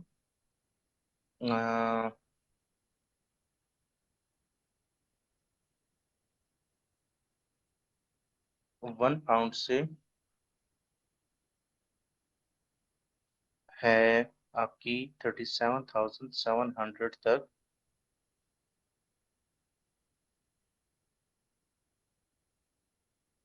ठीक है, तो ये आपकी फॉल होती है बेसिक रेट बैंड में। और अगर आप कहते हैं हम कि 37,700 से आपकी इनकम है 1,25,140 पाउंड तक, तो ये आपकी जाती है हायर रेट बैंड में। और 1,25,140 और अबव की जो इनकम होती है आपकी, वो आपकी जाती है एडिशनल टैक्स रेट बैंड, ठीक है। फॉर एग्जाम्पल अगर हम यहाँ पे देखें, हमारी जो टोटल इनकम बनी है वो बनी है 73,000। मतलब कि हम ये वाला स्लैब फुल कवर कर रहे हैं, हम हमारी कुछ इनकम जो है वो सेकंड स्लैब में भी जा रही है। अच्छा, अभी इन पे टैक्स रेट्स हमारे क्या अप्लाई होते हैं वो भी हम साथ लिख लेते हैं। अच्छा, अगर आपकी इनकम फॉल करती है बिटवीन 1 पाउंड एंड 37,700 के बीच में आपकी इनकम है, तो आपकी तमाम पूरी की पूरी इनकम टैक्सेबल होगी 20% टैक्स के लिए। और अगर आपकी इनकम 37,700 से इंक्रीज्ड है, उससे ज्यादा है, तो वो इनकम जो 37,700 से अबव है लेकिन लेस देन 1,25,140 तक है, उस इनकम पे आप पर टैक्स लगता है 40%। और वो इनकम जो आपकी इस स्लैब को भी कवर कर दे, इस वाले स्लैब को भी कवर कर दे, और इससे एक्सीड हो जाए, तो 1,25,000 1,25,140 से जो आपकी अबव इनकम होगी, उस पे आपका टैक्स रेट लगता है 45%। ठीक है। अच्छा, अगर हम अब थोड़ा सा, अच्छा, ये टैक्स स्लैब्स की किसको, अगर इसमें यहाँ तक किसी कंफ्यूजन है तो वो बंदा पूछ सकते हैं, प्लीज एनीवन, किसको कोई क्वेश्चन? सर एक क्वेश्चन है, मे बी रिलेवेंट हो, कि यहाँ पे अब हमने 73,250 जो टोटल किया है अपना, हम्म। इसमें 25,000 जो था वो तो हमारा ऑलरेडी टैक्स और एनआई डिडक्शन के बाद आया है, या वो प्री डिडक्शन है? आ, इस बात को फिलहाल साइड पर रख लें हम। ठीक है, ठीक कि हमसे एनआई डिडक्ट हुआ है नहीं हुआ, हम फिलहाल जो है ना बिल्कुल बेसिक देख रहे हैं। कि बेसिक हम कहते हैं कि हमारी एम्प्लॉयमेंट इनकम थी, ये थी, हमने सारी इनकम्स ली, इतनी है। अब उसके अंदर क्या क्या हमारे पास एग्जेम्पशन आ सकती है, ऑलरेडी टैक्स डिडक्टेड आ जाता है, पेई आ जाता है, एनआईसीज आ जाती हैं, उनको हम फिलहाल इग्नोर कर, हम सिर्फ एक बेसिक एक जो स्ट्रक्चर है ना टैक्स बिल्कुल का, ठीक। वो हम अंडरस्टैंड करने की कोशिश कर रहे हैं यहाँ पर। ठीक है। जी, बिल्कुल ठीक। अच्छा, एनीवन, किसी को कोई कंफ्यूजन टैक्स स्लैब्स में, प्लीज?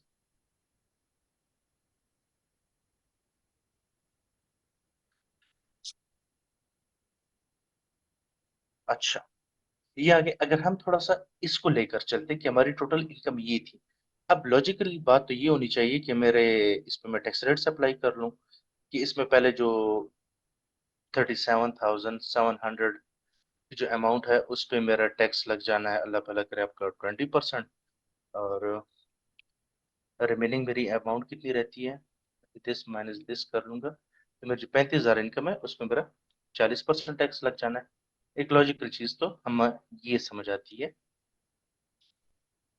और अगर हम इनका यहाँ पे टोटल कर लें, तो प्यारे भाई, हमारा ये कोई इतना टैक्स बनता है, 21,760 पाउंड टैक्स हमारा बनता है। ठीक है, हम्म। बजाय हमें ये नजर आ रहा है अगर हम अपनी इस टोटल इनकम पे। अच्छा, आई बिलीव पाकिस्तान में जो है ना थोड़ा टैक्स रेट डिफरेंट है, एम्प्लॉयमेंट इनकम पे डिफरेंट तरह का टैक्स लगता है, आपकी सोल ट्रेड इनकम पे डिफरेंट तरह का टैक्स लगता है। यूके में ऐसा कुछ भी नहीं होता। ठीक है, एक इंसान, उसकी जितनी भी सोर्सेज ऑफ इनकम होगी, ठीक है, चाहे वो कंपनी से डिविडेंड आ रहे हैं, चाहे वो रेंटल प्रॉपर्टी से आ रहा है, चाहे वो उसकी एम्प्लॉयमेंट इनकम से आ रहा है, उसे कोई इंटरेस्ट इनकम आ रहा है, कोई पार्टनरशिप से इनकम आ रही है, कोई भी इनकम आ रही है, उन सब एक्स्ट्रा इनकम्स को, कैपिटल। उन तमाम इनकम को एक साथ करके उन पूरी की पूरी इनकम पे एक स्पेसिफिक टैक्स रेट्स अप्लाई होते हैं। ऐसा नहीं कि एम्प्लॉयमेंट इनकम के अलग टैक्स रेट्स हैं, सोल ट्रेड के लिए अलग है, रेंटल इनकम के लिए अलग अलग है। आपकी तमाम इनकम्स को, मतलब आपके लिए चटनी है जी, नमक भी डाल दिया, धनिया भी डाल दिया, पुदीना भी डाल दिया, मिर्च भी डाल दी, सारी चीजें मिला के एक ही टैक्स रेट से कूट दिया आपने इनको। यहाँ पे ये सिंपल रूल। ठीक है। अच्छा, अब हमारे मुताबिक इसका टैक्स इतना बनना चाहिए, लेकिन HMRC कहते नहीं यार, इतने जालिम हम नहीं है। ऐसे करो, अगर आप कह रहे हो कि आपकी टोटल इनकम अगर आप कह रहे हो 73,000 है, तो हम यहाँ पे एक रिलीफ देते हैं, वो आप लेस करवा लो, जिसको ये लोग बोलते हैं personal launch. Allowance. Personal allowance कहते हैं, ये आप इससे क्या कर लो, लेस करवा लो। वो कितना है, 12,570 पाउंड। कहते हैं ये जो है ना, ये आपके लिए मैं टैक्स फ्री अमाउंट मैंने रखी हुई है, कि इतनी अमाउंट पे आपने टैक्स पे नहीं करना होगा। जिस सर, अगर आप पाकिस्तान में देखें, तो आपकी, अगर आपकी जॉब कर रहे हैं, तो आपकी जो पहले 6 लाख इनकम होती है साल की, उस पर आपको टैक्स नहीं देना पड़ता। हाँ, 6 लाख से जो आपकी ऊपर वाली इनकम आती है उस पर आजकल आपको 5% टैक्स देना होता है, अप टू 12 लाख। और फिर 12 लाख से जो अबव इनकम होती है उस पर 15%। और जो अप टू 24 लैक्स, और 24 लैक्स से जो अबव की इनकम होती है उस पर 25% बेड़ा गर्क कर देते हैं यार। खैर, अब HMRC कह रहे हैं कि भाईजान ऐसे करो, इतने जालिम हम नहीं है। 73,000 आपकी अगर इनकम है, इसमें से जो है ना 12,570 जो है ना मेरी तरफ से आप एग्जाम्प्ट अमाउंट समझे। तो यहाँ पे आपकी जो टैक्सेबल इनकम बची है ना प्यारे भाई, वो बनी है कितनी, 60,680। ठीक। अब अगर इस पे मैं अपनी टैक्स रेट्स अप्लाई करता हूँ, तो मेरा पहला बैंड जो है ना 37,700 तक जाता है। 37,700 पे मुझे टैक्स कितना लगेगा, 20% लगेगा इसमें मुझे टैक्स। और ठीक है, और जो मेरी रिमेनिंग इनकम रह जाएगी वो 22,000 रहेगी, जिसपे मुझे टैक्स देना पड़ेगा 40%। ठीक है, और इस पे अगर मैं अभी इनको कैलकुलेट कर लूँ तो ये 750 बनते हैं, और ये बनता है 9,000, जो कि टोटल हमारा बनता है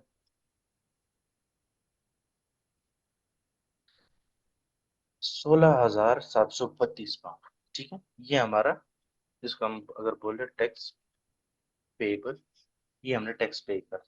तो मतलब हमें पर्सनल अलाउंस से कितने की बचत हुई है, 5,000 की।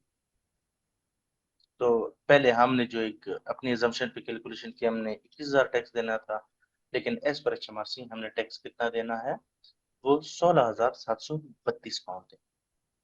अच्छा, ये तो हमने देख लिया यहाँ के टैक्स स्लैब्स देख लिए। ठीक है, यहाँ पे थोड़ी सी हरकत और भी है। थोड़ी सी हरकत, वो है क्या चीज, वो भी हम देख लेते हैं।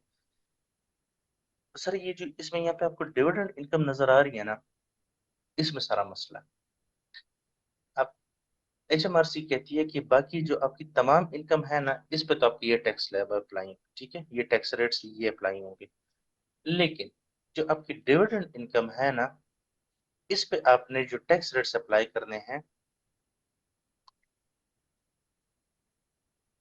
डिविडेंड्स के लिए, आपकी जो टैक्स स्लैब होनी चाहिए, तो पहला स्लैब जो है ना, इस पे आपको लगेगा 8.75%।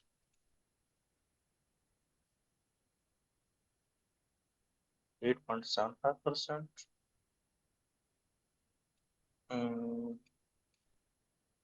अच्छा, सेकंड स्लैब जो है ना वो होगा 33.75%, और नेक्स्ट होगा वो होगा 39.35%। ठीक है, डिविडेंड्स के लिए इन्होंने थोड़े से टैक्स रेट्स कम रखे होंगे। क्यों रखे हैं, इनकी मर्जी है, ज्यादा रखे कम रखे, हमने पे कर, इस पे कोई आप नेगोशिएट नहीं कर सकते। ठीक है, तो कहने का मकसद ये है कि आपकी जो बाकी तमाम इनकम है ना, ये आपकी जो बनती है तकरीबन 68,000 डिविडेंड को निकाल के, इस पे आपके टैक्स रेट्स ये अप्लाई होंगे, और आपकी जो डिविडेंड्स हैं उस पे आपके टैक्स रेट्स ये अप्लाई होंगे। जी वसीम साहब फरमाएं। तो सर अस्सलाम वालेकुम। वालेकुम सलाम सर, कैसे हैं? अच्छा, जी अल्हम्दुलिल्लाह सर, आप ठीक हैं? अच्छा सर, तो ये फिर जब हम कंपनी रजिस्टर कराएंगे तो हमें डबल टैक्स पे करना पड़ेगा, एक बार नॉर्मल और एक बार डिविडेंड्स पे? नहीं नहीं नहीं, आप देखिए डिविडेंड्स को कंफ्यूज कर रहे हैं ना। लेट्स से आप जी एक सर। कंपनी के एक शेयर होल्डर हैं, ठीक है। ठीक। अगर हमने अपनी अब कंपनी रजिस्टर की है जैसे? चले, अब आपका एजुकेशनल बैकग्राउंड क्या है, अगर आप जरा मुझे बता दें ताकि मैं आपको उसी मुताबिक समझाऊं चीज। सर मैं LLB हूँ। अच्छा, LLB।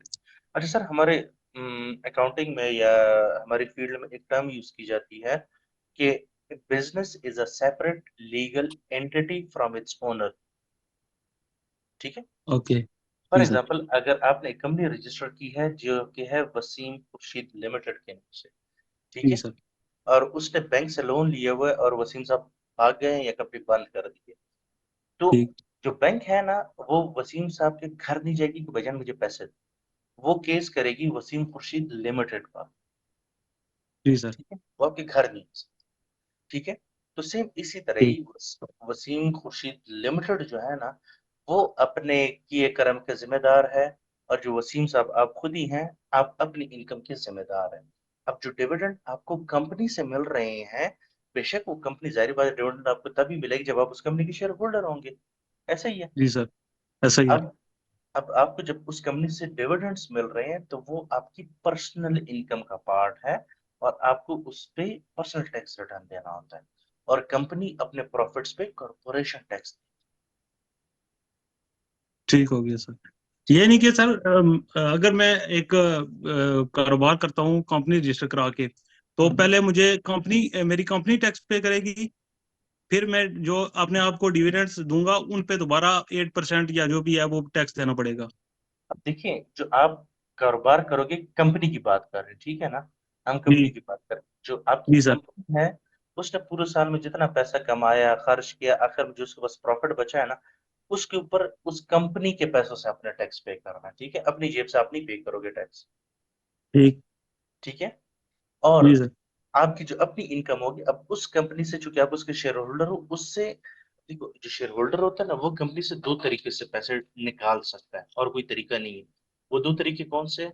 कि वो शेयर होल्डर उस कंपनी का एज ए एम्प्लॉय लग जाए। एम्प्लॉय कैसे बनेगा? कि यार वो खुद को एज अ डायरेक्टर रजिस्टर करा दे कि यार मैं इस कंपनी का ठीक। डायरेक्टर हूँ, और कंपनी से सैलरीज ले।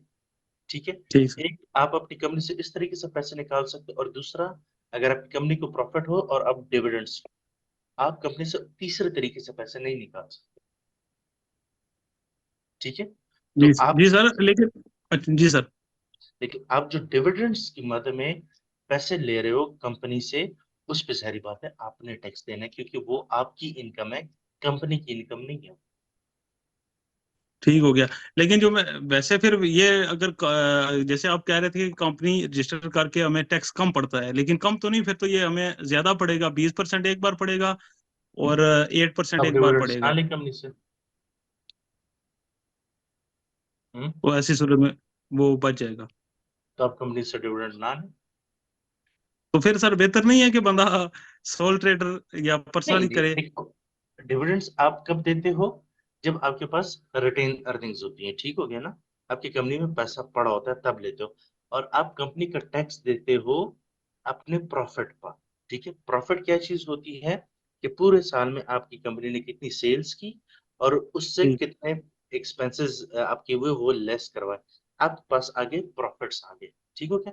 वो जो प्रॉफिट जी। आए, उसके ऊपर कंपनी ने कॉर्पोरेशन टैक्स देना होता है।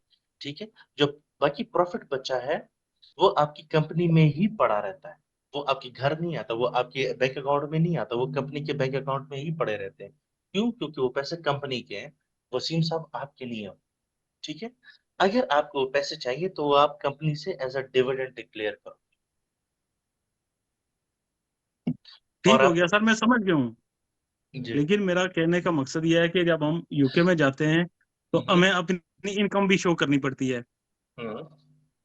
तो डिविडेंड्स इसलिए फिर जरूरी होता है कि अपने आप को डिविडेंड्स जो है वो किए जाएं, तो अच्छा उसके लिए यार, फिर हमें आप आप आपके लिए एक ऑफर निकालिए सर, हम पाकिस्तान को वैसे भी ऑफर बड़ी पसंद होती है ना। हाँ जी। First 1000 dividends will be exempt. और ले सर, और बोले, और क्या चाहिए सर आपको? ठीक हो। खुश है सर आप? आप खुश हैं, लेकिन ये है कि सर अगर कंपनी रजिस्टर करेंगे तो हमें टैक्स 2 बार पड़ेगा, ये मेरी बात समझ में आई नहीं है। सर, नहीं सर, दो बार टैक्स कैसे पड़ सकता है आप पे? देखिए, कंपनी एक डिफरेंट चीज है, और वसीम साहब आप एक डिफरेंट चीज है। ठीक है ना। आपका कंपनी का आपस में कोई लिंक है ही नहीं। हाँ, सिर्फ ये लिंक है कि आप उस कंपनी के शेयर होल्डर। अच्छा चलो सर, ठीक हो गया सारा। वैसे फिर ये बताएं कि एक एज ए सोल ट्रेडर काम करने या कंपनी में रजिस्टर करवा के काम करने में क्या फायदा है? कंपनी में, कंपनी में ऐसा क्या फायदा है? हाँ, कंपनी में आपको टैक्स कम पड़ता है, 19% बेस टैक्स स्लैब है। और यहाँ पे प्रॉफिट लॉस पे देखिए कितना टैक्स आपको देना पड़ रहा है, 20, 40, 45। और मजे की जी बात, सर। अगर आप सेल्फ एम्प्लॉयड होते हैं ना, तो जी आप सर। पे क्लास 2 नेशनल इंश्योरेंस भी अप्लाई होती है, और क्लास 4 नेशनल इंश्योरेंस भी अप्लाई होती है, जबकि कंपनीज में नेशनल इंश्योरेंस कंट्रीब्यूशन आपको नहीं देनी होती है प्रॉफिट्स। ठीक हो गया सर। ये इंशाल्लाह जब हम टैक्स रिटर्न बनाएंगे ना, सेल्फ एम्प्लॉयमेंट बनाएंगे ना, आपको बहुत अच्छे से अंदाजा हो जाएगा कि कंपनी में आप कितनी बचत कर सकते हो टैक्स की। ठीक हो गया, बहुत शुक्रिया sir. No issue sir, no issue. Syed Naushad. Sir जी सर। सर कुछ कंपनीज क्वार्टरली या एनुअली या सेमी एनुअली डिविडेंड देती है, सर जितनी बार डिविडेंड मिलेगा उस पर टैक्स इम्प्लीमेंट होगा? असल में देखिए, टैक्सेस आप पर लगते हैं कैश बेसिस पे। कैश बेसिस से मेरे मुराद क्या है, जब जब आपको डिविडेंड्स मिलेंगे, आपने उन डिविडेंड्स को कैलकुलेट करना है अपने टैक्स से। मतलब चलो, आपने बात छेड़ दी, हम उसको भी जिक्र कर लेते हैं। पाकिस्तान में जो टैक्स ईयर चलता है वो क्या होता है सर, हम थोड़ा सा यहाँ पे आ जाते हैं। पाकिस्तान में जो टैक्स ईयर चलता है वो चलता है, अल्लाह के ऊपर, फर्स्ट जून से sir? First July, July. For example 23 to 30 30 June. June 2024। हमारा ये टैक्स ईयर अभी चल रहा, खत्म हो गया बल्कि। ऐसा ही है सर। Exactly sir. अच्छा, जी यूके का सर, क्या, एक महीना। अब यूके का क्या टैक्स ईयर चलता है माशाल्लाह, वो बड़ा यूनिक सा है। 6 6 अप्रैल, 6 अप्रैल। 2023 से ही हमारा अभी जो टैक्स ईयर हम कवर कर रहे हैं, ये जो अभी एप्लीकेबल है, हम उसको कवर कर रहे हैं। तो वो 6 अप्रैल से स्टार्ट होता है और वो प्यारे पे जाता है 5 अप्रैल 2024। ठीक है। तो आप जब 2023-24 की टैक्स रिटर्न बनाएंगे, जिस तरह हम जो इस कोर्स में जो टैक्स रिटर्न बनाएंगे, वो हम इस टैक्स ईयर की टैक्स रिटर्न बनाएंगे। ठीक हो गया। तो अब इस इन दो डेट्स के बीच में आपको चाहे वो एक बार डिविडेंड्स मिले हैं, 10 बार डिविडेंड्स मिले, उन तमाम डिविडेंड्स को आपने कंबाइन करना होगा और अपनी कंप्यूटेशन में शो करना होगा, टैक्स कंप्यूटेशन। ठीक होगा। जी सर। क्लियर है, कोई कंफ्यूजन है? No sir. सर क्वेश्चन जी जो है, आसान, जी आसान साहब कुछ। सर ये डिविडेंड्स हैं, ये सेपरेट कैलकुलेट होंगे या ये जो पर्सनल अलाउंस के बाद टैक्सेबल इनकम के साथ ही होंगे? मैं नेक्स्ट आपको ये चीज बताना चाह रहा था। होता कैसे है कि इन पे टैक्स जो है ना, सबसे एंड पे। ठीक है। आपके पहले, सबसे पहले इन चीजों पे टैक्स लगता है, आखिर में आपके डिविडेंड्स पे टैक्स लगता है। क्यों? हम चाहते हैं, थोड़ा सा ब्रॉड माइंड होकर सोचिएगा। हम चाहते हैं कि अब ये इनकम जो है ना, इस पे टैक्स रेट्स ज्यादा है, 20, 40 और 45 है। तो हम चाहते हैं कि हमारी ज्यादा से ज्यादा इनकम बेसिक रेट बैंड को कंज्यूम कर ले, ताकि हम पे 20% टैक्स लगे। और डिविडेंड्स, अगर हम डिविडेंड्स को बीच में लाएंगे तो उस पर 8.75 लगेगा, लेकिन वो हमारे ये 37,700 का स्लैब कवर कर रहा है। अब आप खुद ही बताएं, अगर हम टैक्स सेविंग की बात करते हैं, अगर हम इस पहले स्लैब में डिविडेंड्स को ले लेते हैं, तो डिविडेंड्स पे मुझे टैक्स देना पड़ेगा इतना। और अगर मैं यही टैक्स, अगर डिविडेंड्स के बजाय कोई और इनकम लेता और उस पर 20% टैक्स लगता, 900। अब आप खुद ही बताएं कि 333 टैक्स बचाना आपको ज्यादा बेहतर लगता है या 900 रुपए का टैक्स बचाना आपको बेहतर लगता है? Second sir. 900 का टैक्स ज्यादा बेहतर लगता है ना। तो आप, इसलिए हमारी कोशिश होती है कि डिविडेंड के अलावा बाकी इनकम्स जो है ना, उस पे हम पहले टैक्स लें, ताकि हम पे लोअर रेट्स अप्लाई हो। आखिर में डिविडेंड्स की तो वैसे भी बाकी से लोअर टैक्स रेट्स। ठीक है। तो हमारी ओके सर। कंपटीशन की, हमारी कोशिश ये होती है कि हम पहले जो हमारी डिविडेंड के अलावा जितने भी सोर्सेज ऑफ इनकम है, पहले उन पे टैक्स अप्लाई करें, आखिर में हम डिविडेंड्स पे टैक्स रेट अप्लाई करें। और ये तो चलो हम एक एक्सेल पे एक मैनुअल वर्किंग करें, जब हम सॉफ्टवेयर पे जाते हैं ना, सॉफ्टवेयर ये सारी चीजें खुद ही करता है, आपको करने की जरूरत नहीं होती। हम इंशाल्लाह ये चीज प्रैक्टिस करेंगे, सॉफ्टवेयर पे आप लोग भी करेंगे, तो आपको आइडिया हो जाएगा कि हम ये जो इतनी सारी मेहनत कर रहे हैं ना, आपको सिर्फ जाके टैक्स रिटर्न में एम्प्लॉयमेंट इनकम के सेक्शन में 25,000 लिखना होगा। बाकी टैक्स उसने खुद ही कैलकुलेट करना होगा। ये सारे जितने हमने बस मसले यहाँ पे क्रिएट किए ना, वो सॉफ्टवेयर खुद मसले ही खत्म कर। हो गए सर। हाँ। लेकिन ठीक। लेकिन हम ये सारी चीजें मैनुअली करेंगे। क्यों? मैं ऑफ इसकी कोर्स सर। हमेशा मैं इसकी एक लॉजिक देता हूँ। देखिए आपकी बेशक अगर आपकी फर्म हो या आप एज अ फ्रीलांस काम कर रहे हो, आप जब किसी क्लाइंट के साथ सामने बैठे होते हैं ना, चाहे जूम पे या फेस टू फेस बैठे हुए हैं ना, तो वो आपसे मांगता है क्विक रिस्पॉन्स। ठीक है, फॉर एग्जाम्पल कहते हैं यार मेरी फलां इनकम है, अब आपके ख्याल में मुझ पे कितना टैक्स लगना चाहिए। अब आप उसको ये तो नहीं कह सकते कि सब्र करो, मैं जरा सॉफ्टवेयर में वैल्यूज डालते हो, चेक कर दो कितना टैक्स आता है। तो क्या भाईजान चंगट अकाउंटेंट है, पता ही नहीं है आपको भाई क्या टैक्स रेट्स है ये वो ना। तो एटलीस्ट आपको वो टैक्स कैलकुलेशन का मैकेनिज्म पता होना चाहिए कि टैक्स एक्चुअली कैलकुलेट कैसे होता है। उसके सामने आप कहते हैं हाँ बता चेक किया कैलकुलेटर बैठा कर शुरू हो गया, यार मेरे मुताबिक तुम्हारा अराउंड अबाउट इतना टैक्स है। तो ये अंडरस्टूड सर। जो बैक स्टोरी है ना, वो जो बैक स्टेज जो जो चीजें हो रही है ना सॉफ्टवेयर की, वो चीजें हम लाजमी सीखेंगे। ठीक है, ठीक sir, thank you. No issue. अच्छा सर, हम बीच में हमने एक क्या कहते हैं ना, एक वाइल्ड कार्ड एंट्री ये की थी कि डिविडेंड्स जितने भी होंगे ना, उसके पहले 1000 डिविडेंड्स आपके लिए एग्जाम्प्ट होंगे। मतलब 4500 में से पहले 1000 को मुझे टैक्स नहीं देना पड़ेगा, रिमेनिंग 3500 को मुझे टैक्स देना पड़ेगा। अच्छा, जब यहाँ पे हमने क्या कहते हैं ना इस तरह की हरकत कर ली, एक और भी हम कर लेते हैं। क्या हरकत है सर? वो है कि first 1000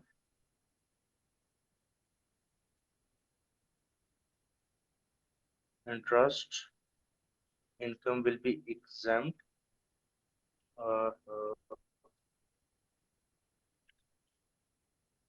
for basic rate taxpayer, while 500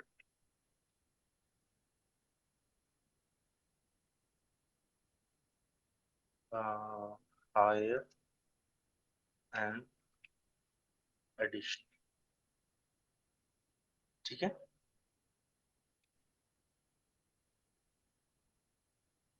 ये एक लाइन मैंने एक्स्ट्रा बीच में लिखी है कि जो हमारे पास हमने यहाँ पे इंटरेस्ट इनकम शो की थी ना, इंटरेस्ट इनकम का हम कह रहे हैं कि हमारे पास जितनी भी इंटरेस्ट इनकम आ रही है ना, अब हमारे पास यहाँ पे 250 आ रही है। अब कह रहे हैं अगर तो आप पर टैक्स स्लैब सिर्फ ये वाला अप्लाई हो रहा है, ठीक है, बेसिक रेट टैक्स पेयर, तो आपके लिए 1000 के इंटरेस्ट इनकम एग्जाम्प्ट है।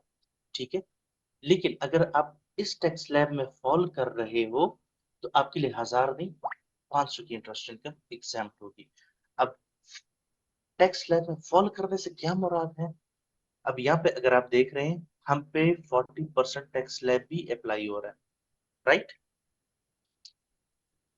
Are we clear on this? तो हम यस। हायर रेट बैंड में जा रहे हैं।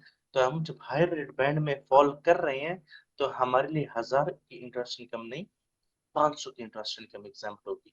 और अगर हम पे सिर्फ 20% मतलब हमारी इतनी इनकम होती कि लेस देन 37,700 होती, तो उस सिनेरियो पे हमें 1000 के इंटरेस्ट इनकम एग्जाम होते। लेकिन अगर हम इस सिनेरियो में देखें तो हमारे इंटरेस्ट इनकम है ही 250, तो बेशक हमें 1000 एग्जाम मिले या 500 मिले, हमारी जितनी इंटरेस्ट इनकम है वो सारी की सारी एग्जाम। ठीक हो गया?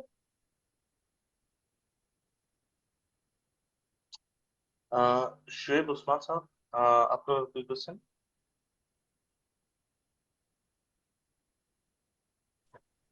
जी सर, आवाज आ रही है मेरी? जी जी फरमाए। सर, ये फर्स्ट 1000 डिविडेंड्स जो आपने बताए हैं उससे मुराद क्या है? अगर मेरी फॉर एग्जांपल 3 कंपनीज के अंदर मेरी इन्वेस्टमेंट हुई है, मैं उनका शेयर होल्डर हूँ, तो ये मुझे तीनों के मिला ठीक है। के 1000 डिविडेंड पे एग्जेम्पशन है, या एक कंपनी का 1000, दूसरी का 1000 और तीसरी का 1000, इस तरह? अच्छा, अगर मैं इसके लिखूं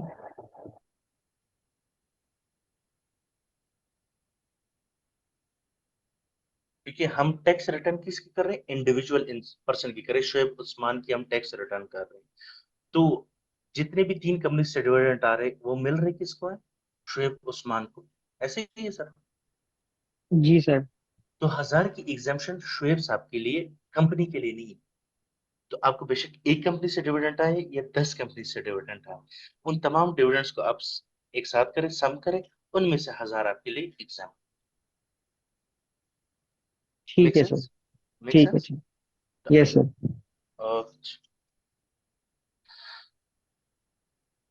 अच्छा, एनीवन एल्स, कोई चीज, कोई कंफ्यूजन, कोई मसला, कोई चीज समझ ना आई हो इसमें?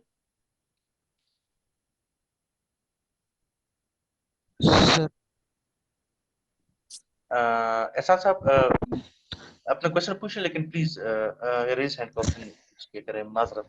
ठीक है जी। जी जी जी ठीक, जी फरमाएं। सर, हमने यहाँ टैक्स कैलकुलेट किया था, टैक्स पेएबल, जैसे ये 16,732।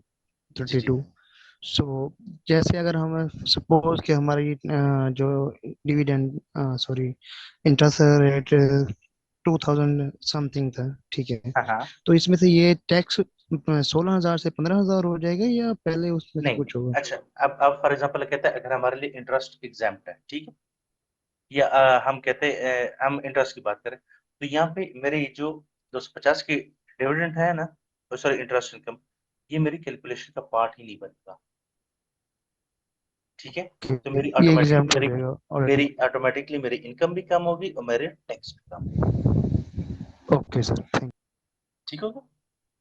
ये सही है। आप लोग को थोड़ी सी ये चीज अभी कंफ्यूजिंग लगेगी, लेकिन हम जब ये one by one employment income को पहले कवर करेंगे, फिर रेंटल इनकम को करेंगे, फिर सोल ट्रेडर को करेंगे, interest income, dividend income, partnership income, जब हम एक एक इनकम को प्रॉपर डिटेल में पढ़ेंगे और फिर उसके टैक्स रूल्स और सारी चीजें देखेंगे और एक एक को इंडिविजुअल जब हम टैक्स रिटर्न का पार्ट बनाएंगे ना, तब ये चीजें आहिस्ता आहिस्ता क्लियर होंगी। ठीक है ना? जी जी सर, वही पर समझने की कोशिश कर रहा था कि वो ऐड होंगे या नहीं होंगे इसमें टोटल इनकम में। फॉर द टाइम बीइंग आप लोग ये समझे, आपकी जितनी भी इंडिविजुअल की इनकम्स होंगी ना, उस पे ये टैक्स रेट्स अप्लाई होंगे, कि आपकी ओके सर।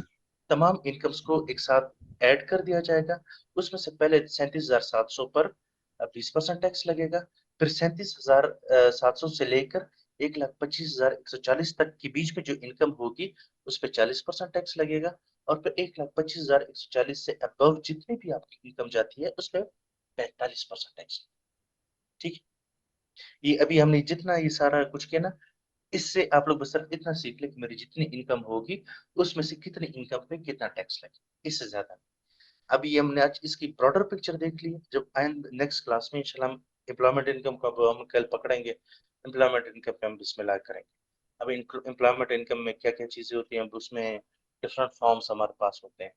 जिस तरह हमारे पास, अगर मैं आपको एक रफ बताऊं, जिस तरह अगर मैंने पूरा साल काम किया ना किसी कंपनी में, तो मुझे साल के आखिर में एक मेरी एम्प्लॉयमेंट इनकम की समरी देता है।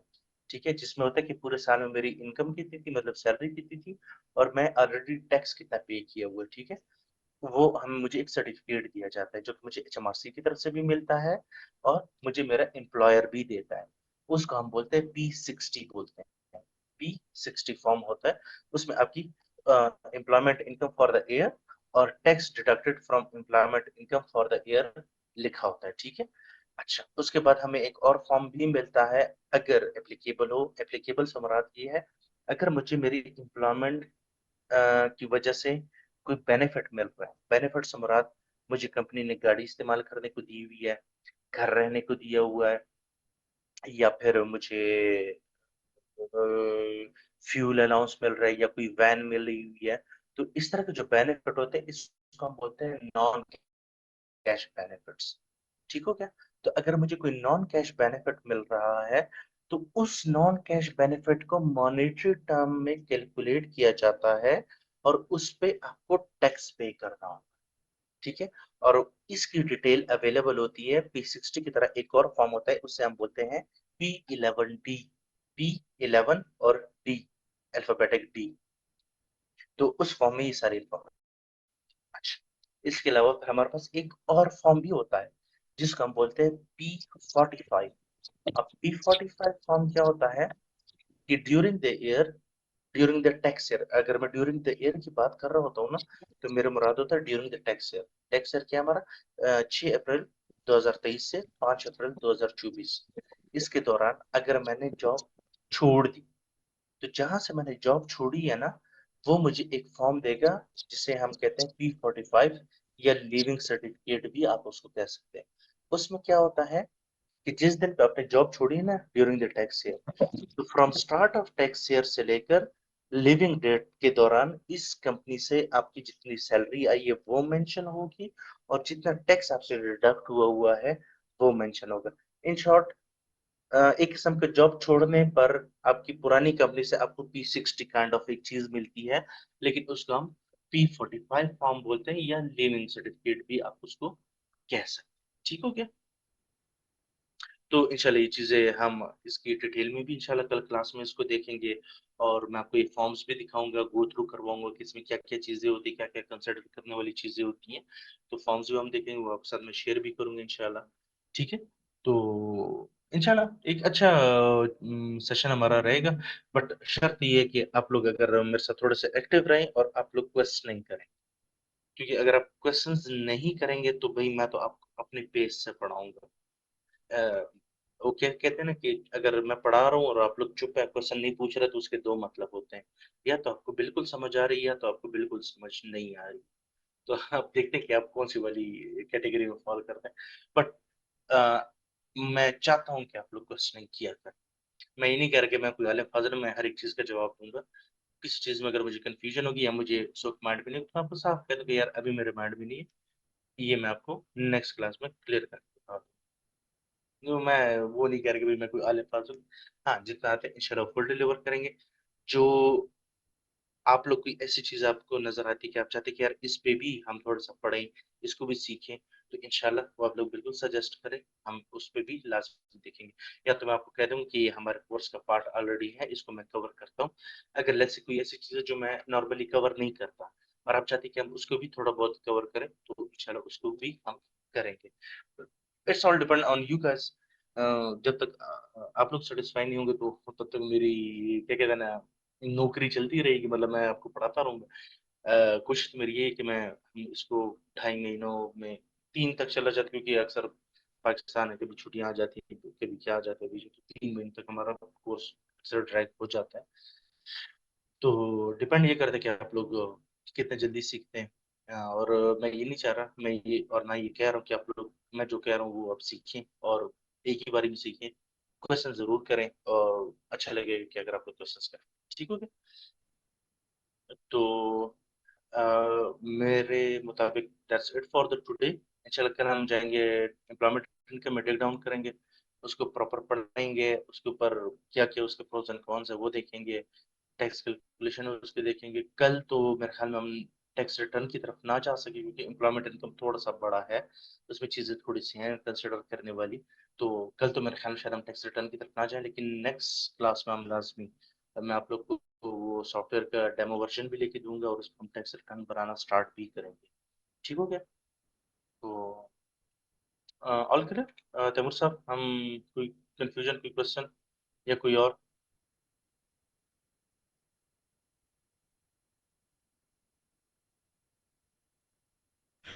No sir, thank you. अच्छा,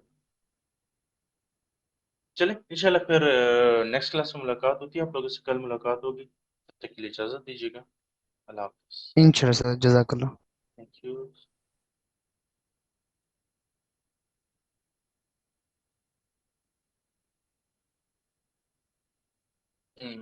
हसीब साहब, आपने एक क्वेश्चन छोड़ा था चैट में, आप हैं या चले गए?